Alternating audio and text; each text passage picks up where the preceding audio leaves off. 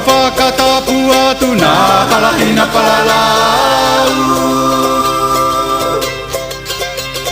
E tuku ke tō ke lusa mo te hahau.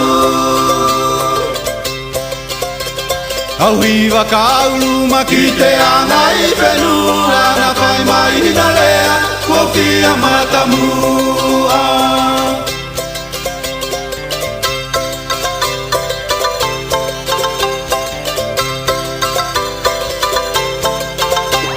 Peka pai hina lea, uri ngā pea moa. Ahua ki pesi o tulo tō matatu.